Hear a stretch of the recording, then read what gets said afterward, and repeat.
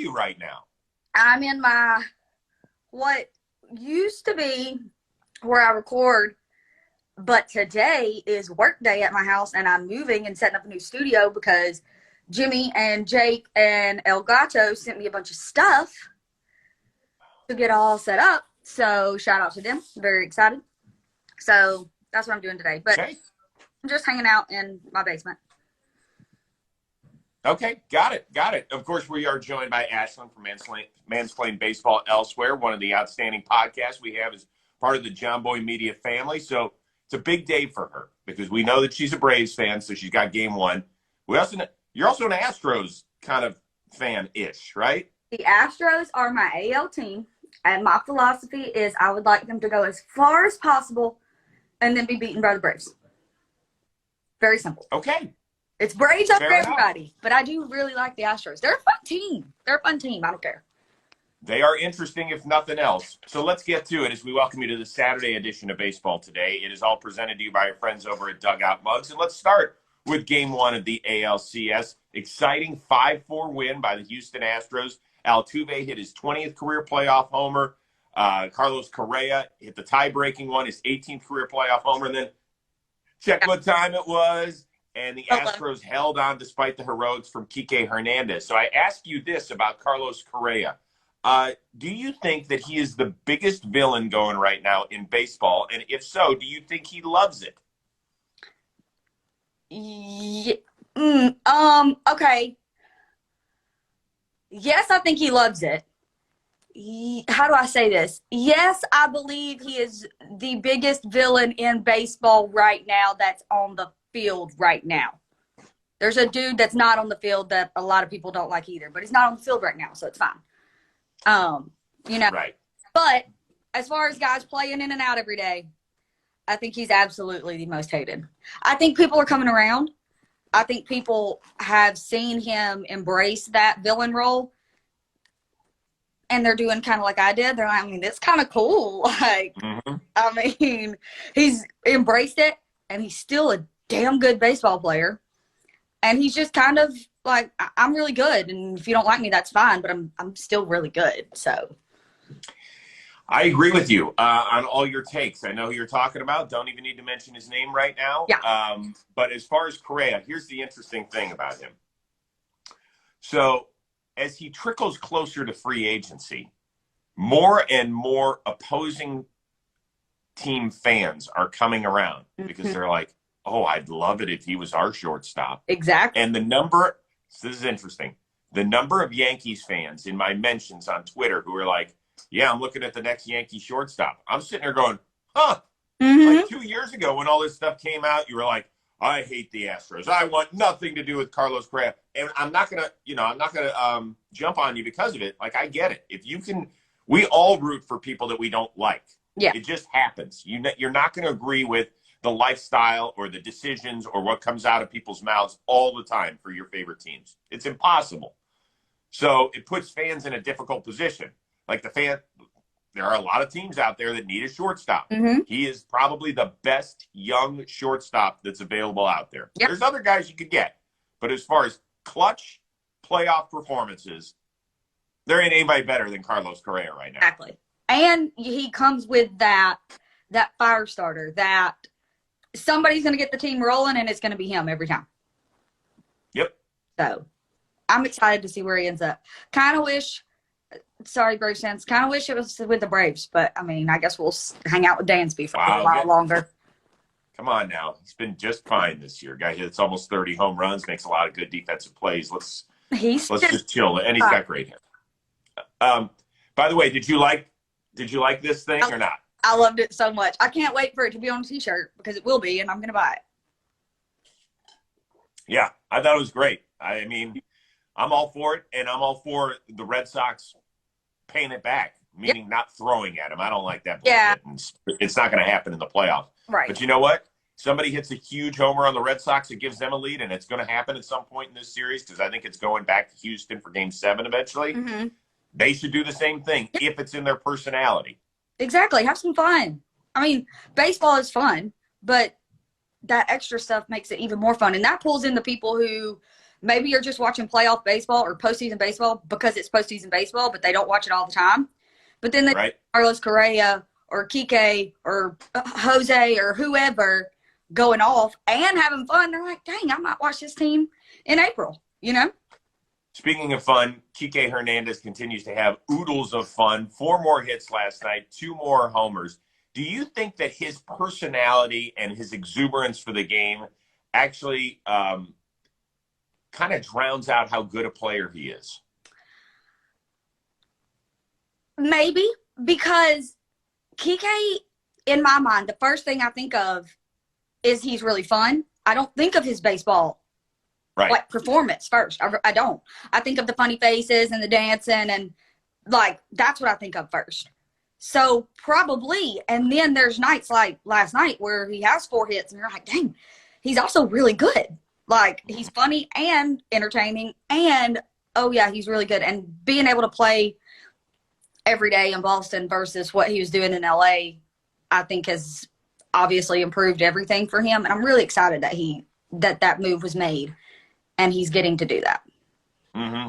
I mean, listen, look at what he's done in the postseason for Boston. Already at one point, he had 7 straight playoff hits. Mm-hmm. I think he's the first player, to have, I forget how many hits it was in a 4-game playoff span. Is it a dozen hits, I think? Something. Is what he's gone with in the last 4 games. First player in baseball history. He's got 4 homers. Now, we've seen him have some postseason heroics before. He had the 3-homer game in the NLCS against Chicago. I think that was like 2017. Mm-hmm. Even last year, he had a couple of homers off your Braves in the NLCS. So he's used to the bright lights.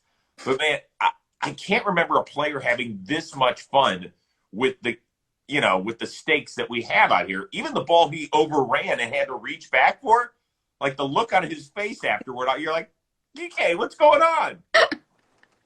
He's just so fun to watch. He's just fun to watch. Yeah, he is.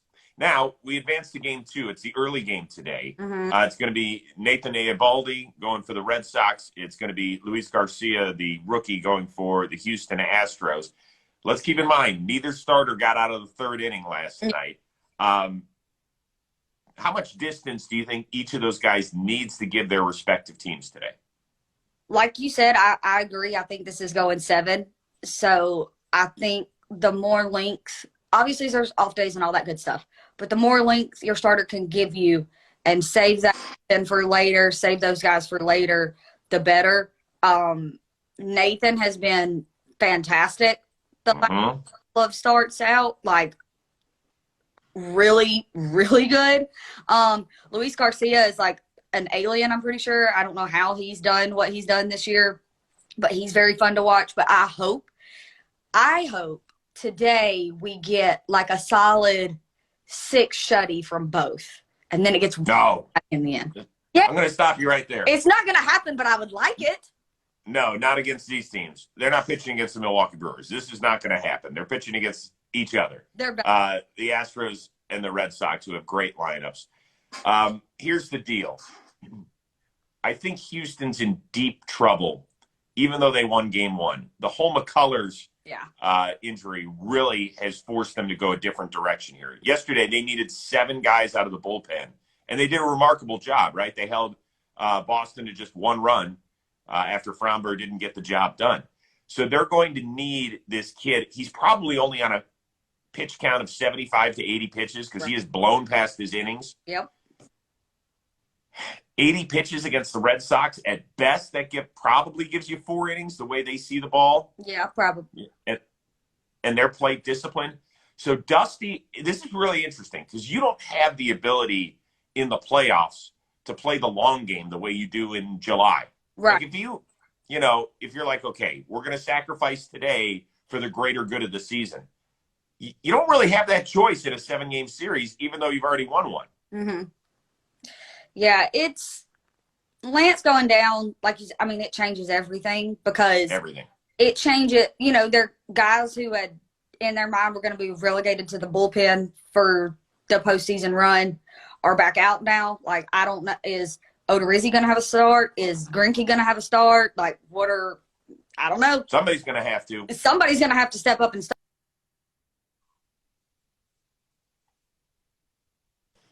But It's going to be interesting, to say the least. But they're going to, I mean, oh, I don't know. But I'm excited.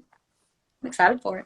Oh, yeah. Listen, by the way, if you're a Boston fan, I know you're down 1-0 in a 7-game series. You still have got to like exactly where you are, because you've got Evaldi. You've got your stud going today. He's going to give him at least 5. If he gives them 6, they're in great, great shape. Mm-hmm. So there you go. Real quick, want to mention that Dugout Mugs wants to give you free stuff. Okay, that's the best. Free. I'm going to repeat that. Free stuff. All you have to do is film yourself taking one of your Dugout Mugs, doing this. Either take a picture, take some video, put it on your social media. You tag Dugout Mugs. You're going to be entered for a chance to win. You might say, Chris, I don't have anything from Dugout Mugs. How do I get involved? Aha! That's where they want to help out. You go to dugoutmugs.com/today, and you can go get yourself a free one of these. That's right, the Knob Shot. These are all made out of baseball bats. They're great to drink out of. If you need to do quick slammer, you go get that. All you have to pay for is the $8.95 shipping and handling. That's $8.95. And then, by the way, once you get this, you do this, take a picture, tag Dugout Mugs on social media. You'll be entered to win more free stuff. Yep. So that's the cool thing. They're riding with us all playoff long. It's dugoutmugs.com/today. Go get yourself a free Knob Shot, $8.95 shipping and handling. Yes, a Braves fan won the first round of that yesterday. Really? Yeah. I can't remember who it was now. But, yeah, I saw it. He won. He had his, I think he had the mug in his little picture. But, hey, free stuff is free stuff, man. I love it. All right, let's move on to game 1 of the NLCS tonight in Atlanta. It's Max Fried going for the Braves. It is, who knows, going for the Dodgers at this point. Their pitching got all messed up because they went the distance and used several starters in games 4 and 5. So because you have Max Fried going, does that make this a must-win for Atlanta since the Dodgers pitching is so much in question in game 1? Yes, absolutely. I think it's must win for a lot of reasons, not just because it's at home. You have your ace on the mound. Max Fried is our ace. He has been amazing. He's been good all year. He's had some iffy spots here and there, but he's been good all year. But since August, he's dropped dick all over everyone we've played. I don't know how else to explain it. He's been phenomenal, and he usually is in August and September and October as far as we go. He's ready to go. So you have to give him some run support. You have to win this game for him because our pitching is not as good as the Dodgers. Most teams aren't as good as the Dodgers. So you have to win and take advantage of the games that you have him out there. You just have to. Well, so I would normally agree with you. And Max Fried has been, I've argued that he's been the best starting pitcher basically since the end of July. And since July 23rd, he has thrown at least 6 innings in every start. Mm-hmm. So that's 13 straight starts. He's gone at least 6 innings. And he hasn't just been out there. He has been dominant since that time. So normally I would say yes. But then I look at the rest of your rotation. I mean, when Charlie Morton goes against Walker Buehler, is that a huge edge for the Dodgers? Not the way Charlie Morton's throwing the ball and not with his playoff pedigree. And in game 3, I would imagine the Dodgers are going to go back to Max Scherzer at that point if he doesn't go today, or Julio Urias, 2 great pitchers. But Ian Anderson has been fantastic. Is that much of a drop-off? So true. I don't know. A lot of people say, well, the Dodgers pitching is just so much better. It's not. It is not right now. And I know there's a huge step up from facing Milwaukee's offense, which has been putrid at times, to facing the Dodgers. So the Braves are facing a challenge. There's no question. But you don't go into it looking like, oh, my God, we can't compete. Those guys can compete, Ashland. They can.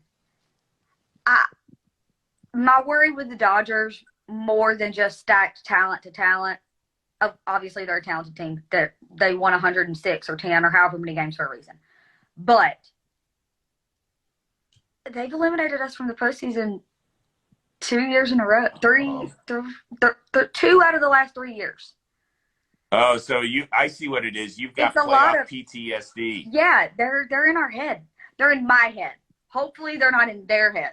They're in my head. Mm-hmm. Not to say I don't think we're going to lose. I'm not going into this thinking they got us. Because like you said, if our lineup shows up and their lineup shows up, our pitching is relatively even. There's not any huge discrepancies. It could be very close and very dramatic, which I don't know that I'm ready for. Ashland, your bullpen, Matzik, Minter, Jackson have all pitched great. Yeah. You know what it could come down to? Will your Smith. boy Will Smith, who pitched so well against the Brewers. This could be his chance to shine. He's familiar with the Dodgers after his time in San Francisco. You never know. I would love that because I will. Will Smith, bless his heart, he could never do it. He could never do anything right. He could close out Game 7. We could win, and I would still just, you're stressful. You stress me out too much.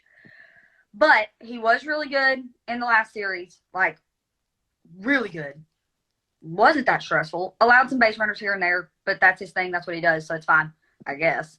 I don't know. They have been really good, but dang, it's going to be stressful. It's going to be stressful. Yep. All right, let's move on. Give me one player per team who you expect to shine here in the NLCS. Okay, I think for the Braves, I think Jock Peterson is going to continue to be Jock Peterson.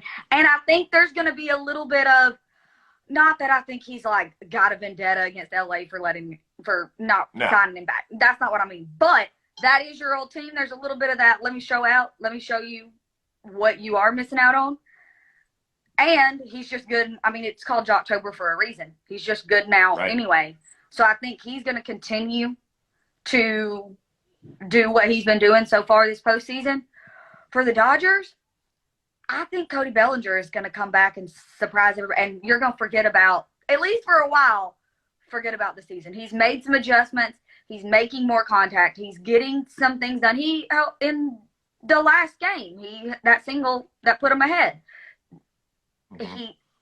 Cody Bellinger just knows how to get the job done in the postseason. I know his batting average is like 196 or something. I don't care. Because when he gets those hits, they count and they matter and they drive in runs and they win games. And he's scary for me for October. All right, for me, for your team, the Atlanta Braves, everybody talks about Freddie Freeman, which they should. Everybody talked about Austin Riley being an MVP candidate. He had an awesome year. Not enough people talk about Ozzie Albies. I really think that he's like the emotional heartbeat of that team, and I know he misses his buddy Acuna, but he still always plays with a huge smile on his face. Yes. Had over a 900 OPS with a couple of bombs last year in the NLCS against the Dodgers. I think he's one of those guys that loves when the spotlight is on him. Loves it. Doesn't shy away from it, embraces it, continues to be exactly who he is at his core. I expect him to have a solid series. The other guy for the Dodgers, who did not have a good series against the San Francisco Giants, Trey Turner. You know, it was interesting because everybody talks about the Scherzer part of this trade. Trey Turner is the reason that this team will have a chance to repeat. What he did for them down the stretch, but he didn't have good at-bats. He grounded into a ton of double plays in that San Francisco series. He was not really able to utilize his speed, which is a major weapon for him. But now he goes back to a team he is very familiar with in the National League East.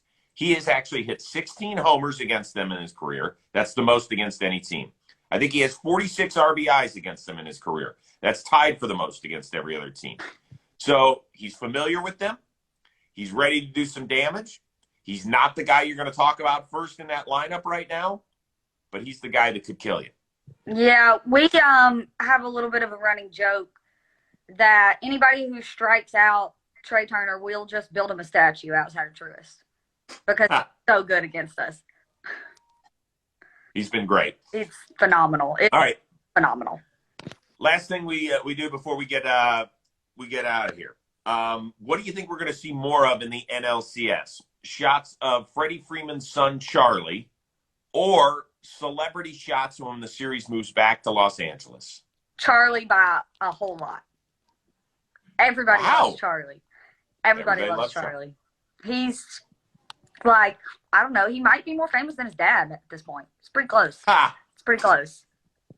So I love all the workout video that they had at the field, and him dancing and doing all the high fives with the players is great. He seems like he's got a great personality. He's sitting right there in the front row of the Zoom media session with his dad the other day. It's fantastic. But I'll tell you this, TBS and every network that carries games loves showing celebs. It's not like a Laker game out here. But when the Dodgers are good, they're going to sit them in good seats, particularly if TBS has like new programming they have to promote or something like that. Yeah, true. They'll take shots of that. They'll be like, there's Jason Bateman, and there's Mary Hart. So it's true.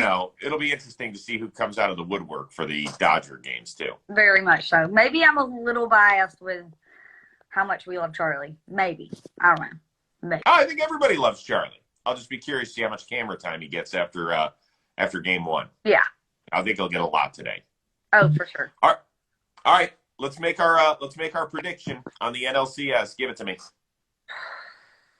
I think the Braves win, and I think it takes 7. And I think a tie in Game 7. All right. Everybody that's followed along on baseball today knows that I haven't done very well. I thought that the Yankees were going to win the wild card. I thought the Cardinals were going to win the wild card. I thought the Brewers were going to beat the Braves. I thought the Rays were going to beat the Red Sox, even though I thought they were going to be playing the Yankees. I thought the Giants were going to beat the Dodgers, even though I thought they were going to play the Cardinals. So I have been terrible with this. Yes. So you do not want me to pick your team. With that being said, Ashland, I'm sorry. I'm picking the Atlanta Braves. I hope we can break your curse. I really do. This is as bad a run as I've been on. If we let the same team eliminate us from the postseason for the 3rd out of 4 years, man, it's going to be ugly. It's going to be ugly. Ashland, take a deep breath. Can you enjoy the game today? Because, sometimes I love it when my team was always in the playoffs, but it's also excruciating. Can you? Yeah. Normally in a series like this, games 1 and 2, I'm fine because I know there are 7 and I'm not too antsy, I guess. But for this series, I'm going to be because it's the Dodgers, I'm going to be a nervous wreck the entire time. Got it. Every runner left on base, every missed catch, every ball that should have been a strike, I'm going to be a nutcase. It's going to be awesome. By the way, a lot of people in the chat are saying, okay, Rose, you have cursed it, but it only truly becomes a curse if Plouffe agrees with you. And I don't know who he's picking. I actually think he's picking the Braves, but I'm not 100% sure. Yeah. So I'm not sure. He'll be back tomorrow, and he can tell us who he ended up picking before the series started. Yeah, so, there you go. Some magic to reverse the curse, I hope.